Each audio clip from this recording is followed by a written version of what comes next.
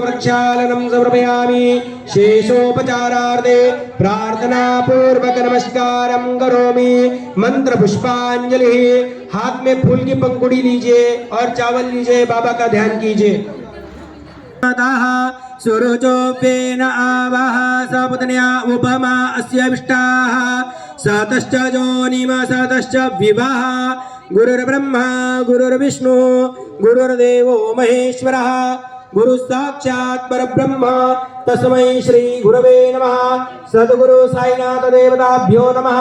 चरण कमलयोः मंत्र पुष्पांजलि समर्पयामि। प्रार्थना पूर्वक नमस्कारं करोमि। हाथ जुड़े सत्यनारायण भगवान जी का ध्यान करना। कृष्णाय वासुदेवाय हरये परमात्मने प्रणतक्लेशनाशाय गोविंदाय नमो नमः।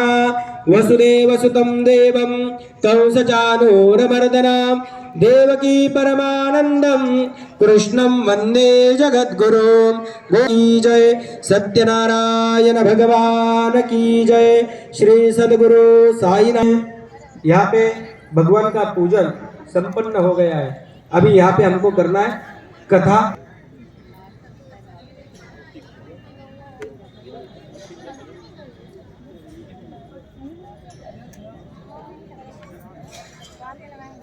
मुक्ति किस प्रकार मिल सकती है तथा उनका उद्धार कैसे होगा। हे मुनिश्रेष्ठ, कोई ऐसा तप कहिए जिसमें थोड़े समय में पुण्य प्राप्त हो तथा मनवांछित फल भी मिल जाए। वह कथा सुनने की हमारी प्रबल इच्छा है। सर्वशास्त्र ज्ञाता श्री सूत जी बोले, जिस व्रत को नारद जी ने लक्ष्मी नारायण भगवान से पूछा था और श्री लक्ष्मीपति ने मुनिश्रेष्ठ नारद जी से कहा था, यह कथा ध्यान से सुनो। तो दुखों से पीड़ित देखकर विचार करने लगे कि किस यज्ञ करने से निश्चय ही मानव के दुखों का नाश हो सकेगा। ऐसा मन में भक्ति भाव से नैवेद्य, केले का फल, घी, दूध और गेहूं का चूर्ण सवाया ले गेहूं के अभाव में अर्पण करे। बंधु बांधवों सहित ब्राह्मणों को भोजन करावे। पश्चात स्वयं भोजन करे। रात्रि में नृत्य, गीत आदि का आयोजन कर श्री सत्यनारायण भगवान का स्मरण। ऐसा ही सब अध्याय होने के बाद आपको करना है। सब ध्यान रखिए। हर एक कथा का अध्याय होने के बाद भगवान हाथ में जो फूल चावल है भगवान को चढ़ाना है और 2 बार थाली में जल छोड़ देना है। फिर से हाथ में चावल। सुनना चाहता हूँ। ब्राह्मण बोला, मैं निर्धन ब्राह्मण हूँ, भिक्षा के लिए पृथ्वी पर फिरता हूँ। हे भगवान, यदि आप इससे छुटकारे का उपाय जानते हो तो कृपा करके कहो।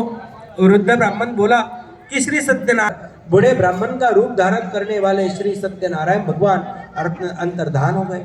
जिस व्रत को वृद्ध ब्राह्मण ने बतलाया है मैं उसको जरूर करूंगा। धन मिला जिससे बंधु बांधवों के साथ उसने श्री सत्यनारायण का व्रत। इस तरह नारद जी से नारायण का कहा हुआ यह व्रत मैंने तुमसे कहा। हे विप्रो, मैं अब और क्या कहूँ। ऋषि बोले, हे मुनीश्वर, संसार में इस विप्र से सुनकर जिसने इस व्रत को किया वह सब सुनो। एक समय यह वृद्ध ब्राह्मण धन और ऐश्वर्य के अनुसार बंधु बांधवों के साथ व्रत करने को तैयार हुआ। उसी समय एक लकड़ी बेचने वाला बूढ़ा आदमी आया और बाहर लकड़ियों को रखकर विप्र के मकान में गया। प्यास से दुखी लकड़हारा है और इस व्रत के करने से क्या फल मिलता है, कृपा करके मुझसे कहो। ब्राह्मण ने कहा, सब मनोकामनाओं को पूरा करने वाला। इस व्रत के बारे में जानकर लकड़हारा बहुत प्रसन्न हुआ। भगवान का चरणामृत मन में संकल्प किया कि आज लकड़ी बेचने से जो धन मिलेगा उसी से श्री सत्यनारायण देव का उत्तम व्रत करूंगा। यह मन में विचार कर वह बूढ़ा आदमी लकड़ियां अपने सिर पर रखकर जिस नगर में धनवान, उसने अपने भाइयों को बुलाकर विधि के साथ भगवान जी का पूजन और व्रत किया। उस व्रत के प्रभाव से वह बूढ़ा लकड़हारा धन, पुत्र आदि से युक्त हुआ और संसार के समस्त सुख भोग कर वैकुंठ धाम को चला गया। इति श्री सत्यनारायण वर्ततायां द्वितीयोऽध्यायः। हरये नमः, हरये नमः, हरये नमः। गोपाल कृष्ण भगवान की जय। सत्यनारायण भगवान की जय। सद्गुरु साईनाथ महाराज की जय। यह था प्रतिदिन देवस्थानों पर जाता तथा गरीबों को धन देकर उनके कष्ट दूर करता था। उसकी पत्नी कमल के समान मुख वाली तथा सती साध्वी थी। भद्रशिला नदी के तट पर उन दोनों ने श्री सत्यनारायण भगवान का व्रत किया। उस समय वहां एक साधु वैश्य आया। उसके पास व्यापार के लिए बहुत सा धन था। वह नाव को किनारे ठहराकर राजा के पास आया और राजा को व्रत करते देखकर विनय के साथ पूछने लगा, हे राजन, भक्ति युक्त चित्त से आप यह क्या कर रहे हैं? मेरी सुनने की इच्छा है, सो आप यह सब मुझे बताइए। राजा बोला। जन सुनकर साधु आदर से बोला, हे राजन, मुझसे इसका सब विधान कहो। मैं भी आपके कथनानुसार इस व्रत को करूंगा।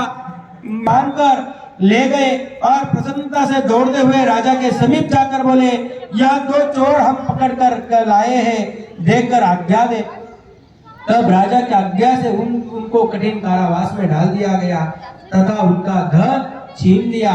सत्यनारायण भगवान के श्राप के द्वारा उनकी पत्नी भी घर में बहुत दुखी हुई और घर में पर जो धन रखा था चोर चुरा कर ले गए। शारीरिक व मानसिक पीड़ा तथा भूख प्यास आदि दुखित हो अन्न की चिंता में कलावती एक ब्राह्मण के घर गई। वह उसने श्री सत्यनारायण भगवान का व्रत होते देखा, फिर कथा भी सुनी तथा प्रसाद ग्रहण कर रात को घर वापिस आई। माता ने कलावती से पूछा, हे पुत्री, अब तक तुम कहा थी, तेरे मन में क्या है? कलावती बोली, हे माता, मैंने एक ब्राह्मण के घर में श्री सत्यनारायण भगवान का व्रत देखा।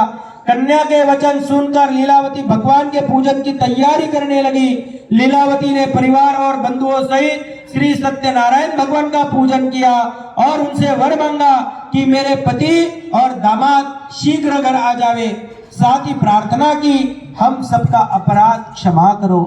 सत्यनारायण भगवान इस व्रत से संतुष्ट हो गए और नाव से और राजा चंद्रकेतु को स्वप्न में दर्शन देकर कहा, हे राजन, दोनों वैश्य को प्रातः ही छोड़ दो।